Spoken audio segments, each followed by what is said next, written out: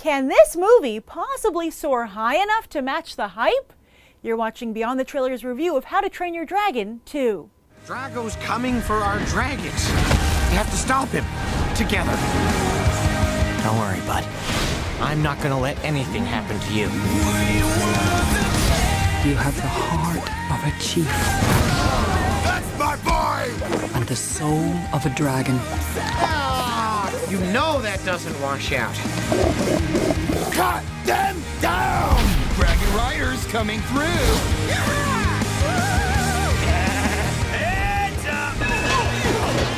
Ironically, nobody expected anything from the first How to Train Your Dragon, and at first it didn't look like the movie was going to deliver anything either. It opened with $43 million back in March 2010, Dreamworks Animation's lowest debut since 2007's B-movie, and yet another example, right after Monsters vs. Aliens, of how the studio was unable to launch any new franchises at the box office. But then, because Hiccup and Toothless never give up, the film didn't just coast on word of mouth, but reached new heights, touching the box office sky, aka reclaiming the #1 spot in its 5th weekend.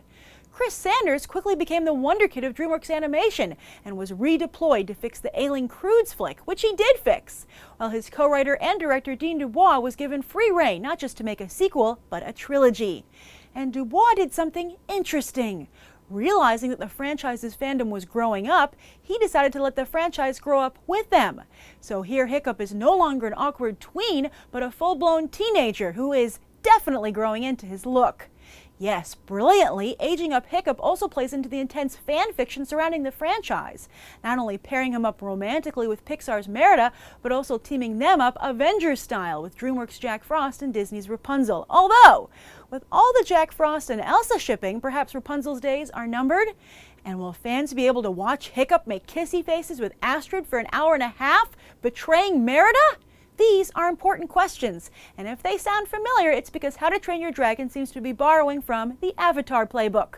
While The Legend of Korra focuses on a new cast of characters, they are older than the original cast, and fans often even overlook those new cast members in favor of trying to find out what happened to the original cast members, the older versions. And there are big questions at play regarding romance and parentage and war and politics that span multiple episodes and seasons. So interestingly, again, we find ourselves asking a question we ask ourselves a lot these days. Who can do it better, movies or TV? TV has more time, yet movies are supposed to be more epic. Yet in animation, the playing field is certainly more even when it comes to epic. How to Train Your Dragon 3 is already in the works, but let's see if this family-friendly version of Game of Thrones can actually deliver, and if we can get our first animated cinematic universe. Hey, it's already got more dragon screen time, right? I love animation, but one of my pet peeves about the medium is seeing spectacular concept art and realizing that only a mere glimmer of those original grand ideas made it into the final product. Now you get to see the concept art for How to Train Your Dragon 2 over the end credits. And I'm excited to report that not only did the filmmakers dream big here, but they were able to finally realize those dreams in full in the finished product. This is an amazing movie. It might even be a perfect movie. And the only reason I'm not sure is because talk about shock and awe. I was in awe during most of this film. I couldn't believe that things were unfolding before my eyes. Because not only is this a great film, but it's an ambitious film. This takes the medium in directions, leaps and bounds, both grand and subtle, that we've always wanted to see animation go in. And you just feel like you almost have to pinch yourself to really finally witness this medium, animation, getting to the level that I think we all knew and hoped it could get to. It's that amazing a movie. I was really blown away. And for instance, on the subtle side, one of the most remarkable things about How to Train Your Dragon 2 is the acting.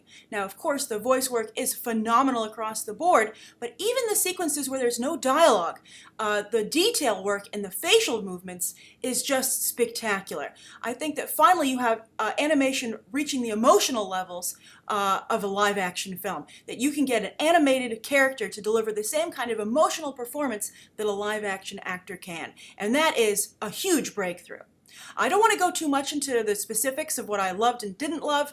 Well, there isn't anything I didn't love. There actually is one big thing that I I understand why they did it, but I have some problems with it, both as a fan of the franchise and from a business perspective.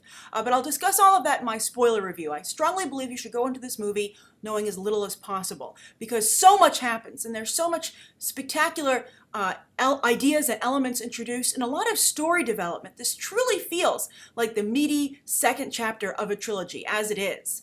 And I thought that the movie might be rushed because so much was happening as it began. I thought, what is this going to be, like a 90-minute movie or like an hour and 10-minute movie, and they just crammed as much story as they could into here? No, that is not the case. It is incredibly detailed and layered and sophisticated, both visually and in terms of story and character development and performance. It just delivers in every area, even the action. And not only does this movie have a lot of love and compassion, a really great message behind it, I think, and it remains just as adult and as dark, that's where I'm going here, as the first film. And that's really phenomenal that it retained that element. For instance, as I said, lots of love and compassion, but still also real danger. There are a lot of moments in this film where you are scared for everyone involved, just like you were in the first film. And just like in the first film, it goes there.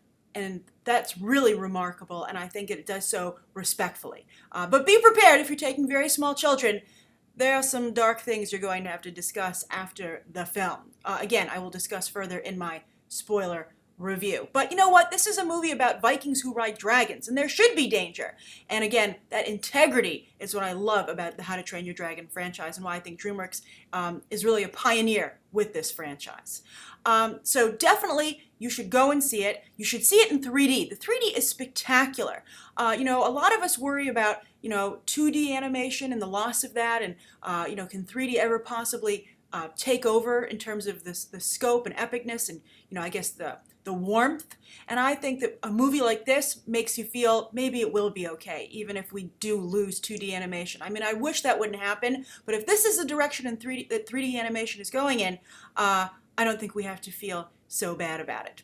Also, in the opening, I mentioned Avatar quite a bit, and how I think that these are cut from the same cloth. And after seeing How to Train Your Dragon 2, I still feel very strongly that that is the case. And I even wonder if the Avatar series, both the first series and The Last Airbender and then The Legend of Korra, if those were an inspiration to Chris Sanders and Dean DuBois, who worked on the first film, and now it's just Dean DuBois.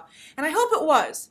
And if so, what all of these people are doing, the people on Avatar and the people on How to Train Your Dragon, it's really phenomenal, and they're doing a great service for animation. Not since Walt Disney do I feel people have had this much influence on, and also perhaps Howard Ashman on the musical side. But he was also a story man as well. But you're talking about that kind of influence and those kind of steps forward. And I hope that they're inspirational to other animators out there, particularly the big animation houses, because this is it's epic. It's just as epic as you want it to be. So I hope that you'll check out my spoiler review, because there's obviously lots more to talk about. There'll be a link right here at the end of this video. And of course, make sure you see this and see it in 3D. It is worth the extra money. Trust me. All right. See you over at the spoiler review. Bye.